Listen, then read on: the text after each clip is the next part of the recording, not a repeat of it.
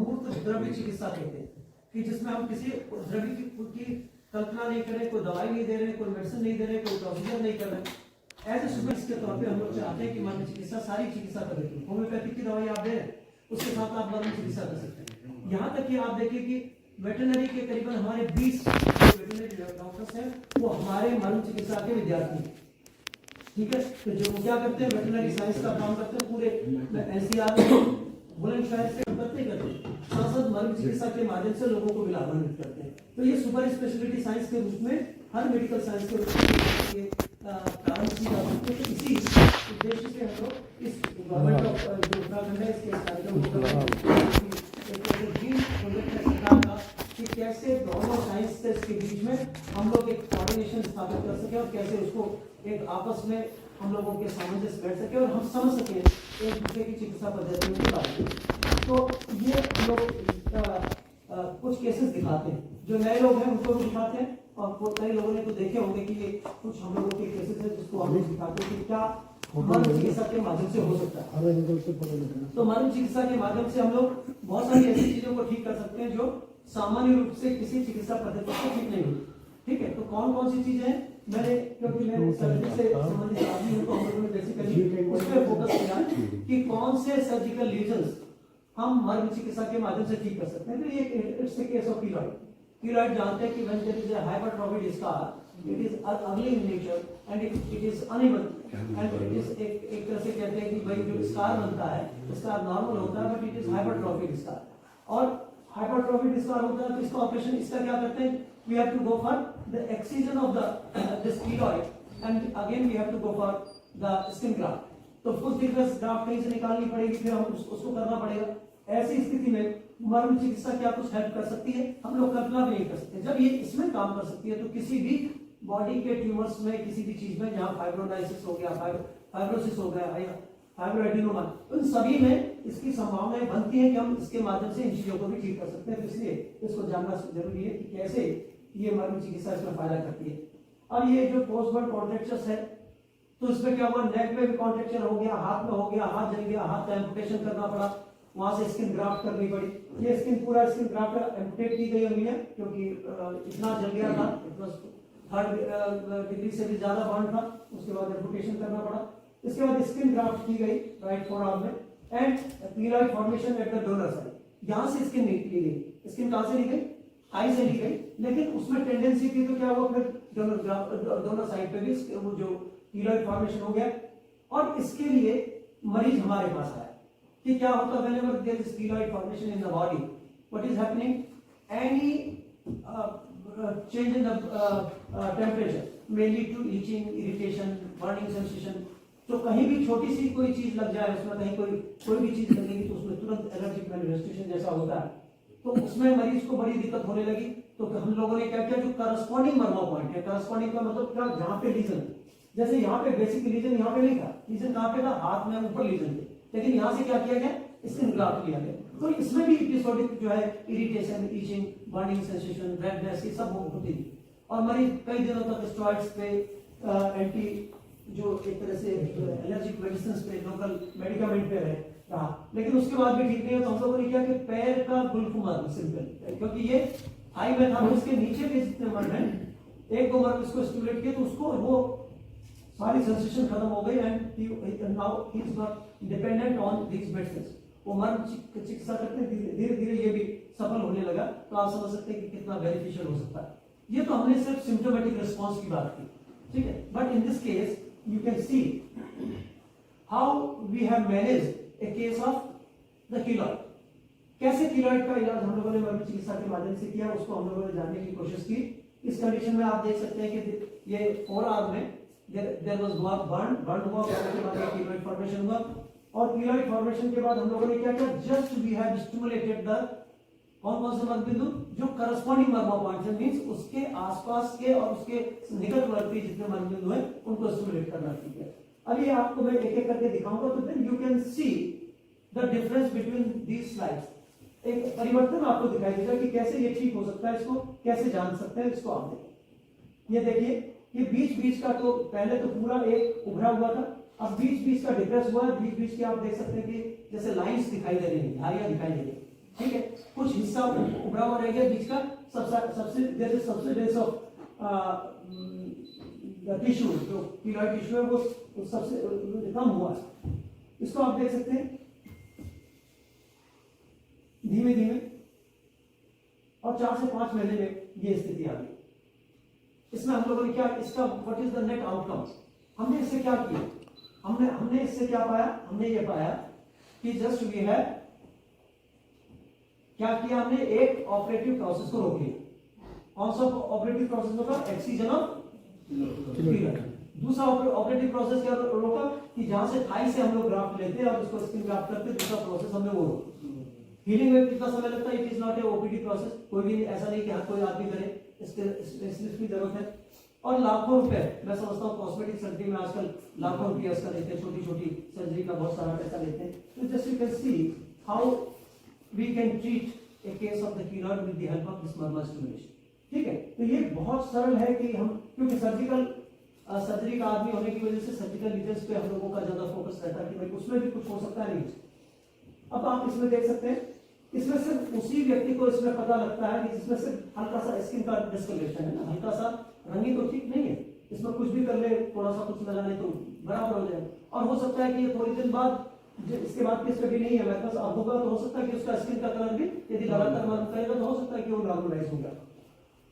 दूसरा एक और केस हम लोग बार बार दिखाते हैं, ये ऐसे केसेस हमारे पास पैर के भी है, जो टिबिया फिबुला की सफ्ट के फ्रैक्चर्स भी है, ह्यूमरस का फ्रैक्चर भी है, और इवन द रेडियस और अल्ना के फ्रैक्चर्स के केसेस भी है। लेकिन ये क्योंकि ये एक पायलट एक तरह से है केस हमारे पास, तो उसको हम लोग दिखाते हैं। There was a fracture of humerus shaft, mid of the shaft टूटा, और उसमें जब मिड ऑफ द शेफ्ट टूटता है और ट्रांसवर्स फ्रैक्चर होता है, देखिए जब ऑब्लिक फ्रैक्चर होता है तो क्या उसको जुड़ने की संभावना होती है, उसको रिडक्शन करते हैं तो क्या होता है, ये कलम जैसी कलम होगी तो एक दूसरे में फंस सकती है।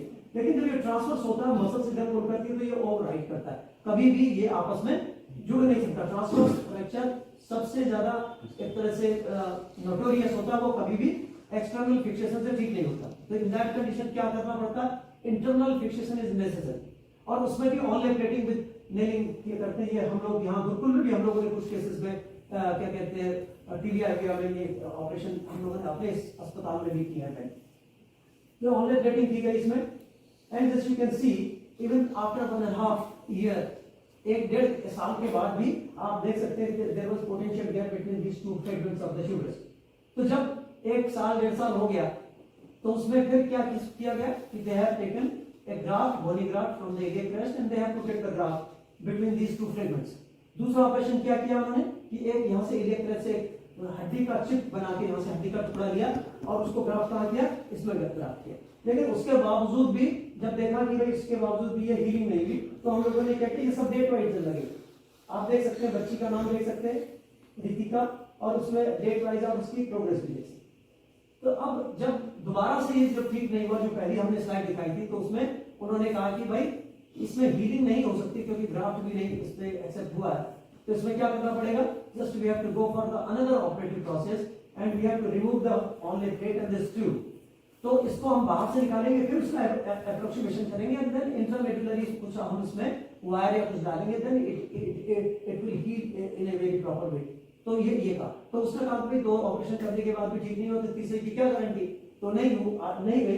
तो हम लोगों ने क्या किया, हम लोगों ने just we have stimulated the regional marma point, जिसको करस्पॉन्डिंग मर्मो पॉइंट्स कहते हैं, उसको स्टिमुलेट करने के लिए कहा और रेगुलर, और फिर उसको लिख के दिया क्या, लाक्षादि गुगुल।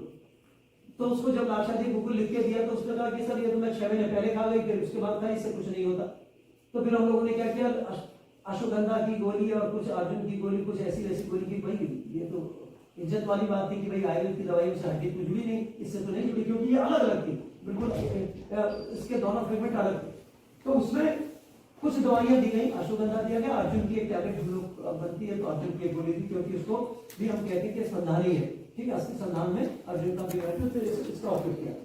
तो मैं नहीं समझता कि उससे भी कहीं सामान्य रूप से जुड़ सकती है, नहीं हुई। मर्म चिकित्सा की बात क्या हुआ, आप देख सकते हैं, just you can see the healing process between these two fragments दिख रहा है। और कितने दिन में भर गया, जितनी देर में हड्डी को भरने में समय लगता है, 1.5 से 2 महीना लगता है, ठीक है। लॉन्ग बोन्स को भरने में कितना लगता है, 1.5 से 2 इनवालिन। पैर के होंगे तो कितना लगेगा, 3 महीने लगेंगे। तो ऐसे लगभग 1.5 से 2 महीने में आप इसको देख सकते हैं कि ये लिखी है, देखिए डेट लिखी है, रीतिका ये डेट लिखी है, आप देख सकते हैं कि देयर वाज कंप्लीट हीलिंग। उसमें क्या हुआ, कंप्लीट हीलिंग हो गई। आप लास्ट वाली उसमें देखेंगे there is no potential gap between this two table, lateral view भी है और एपी व्यू भी। तो दोनों व्यू में आप देख सकते हैं कि हड्डी लगभग 1.5 से 2 महीने के बीच में भर गई, जो कि 1.5 साल तक वो हीलिंग प्रोसेस नहीं हो रहा। तो आप कितना बढ़िया प्रोसेस हो सकता है। तीसरा ऑटोसोमल रेसेसिव इक्थियोसिस, इसको हम लोग कहते हैं फिश स्केल डिजीज। ऐसे में आपने बहुत सारे, हो सकता है कि कई लोगों ने ये केस ना देखा हो। ऐसी स्थिति में क्या होता है, जैसे मछली के शरीर में स्केल्स होते हैं, वहां से देखें स्केल्स, तो ऐसा ही शरीर की कंडीशन होती है और पूरे शरीर में ईचिंग होती है। कभी कभी उसमें जो इसमें से ब्लीडिंग होने लगती है, जो फटती है स्किन, एंड उसमें dryness of skin is there, itching है, इरिटेशन है, बर्निंग है, ये सारे सिम्टम्स इसमें होते हैं और ये जिंदगी भर ठीक नहीं होता। और इसको कहा जाता है कि ये एक जेनेटिक डिसऑर्डर है। और इसमें भी आप समझ सकते हैं कि हम लोगों ने इसमें कुछ दवाइयां दी। कौन सी दवाइयां दी, क्योंकि दवाई देनी पड़ती है, नहीं तो नहीं खाता, नहीं बात तो पहले हमने करीब 15 साल से दवाई खा रहे हैं। 18-20 साल की बच्ची थी, ये बचपन से होता है और तब से दवाई कुछ ना कुछ लोकल मेडिकामेंट और सब चीज लगाते रहते हैं। लेकिन उसके बावजूद भी कुछ नहीं हुई, हम लोगों ने दिया हुआ टेलेक्ट आती है, कुछ टैबलेट आती है, कुछ निबादी चूर्ण, आरोग्य वर्धनी दी, कह लगे तो हम बहुत खाते हैं, कुछ तो कुछ दवाई इसके साथ दी। और मर्म को विशेष रूप से कहा, जैसे you can C after 1 month, 1 महीने के बाद, और सारे के सारे उसके बाद आप देख सकते हैं कि कैसे ये फायदा करती है।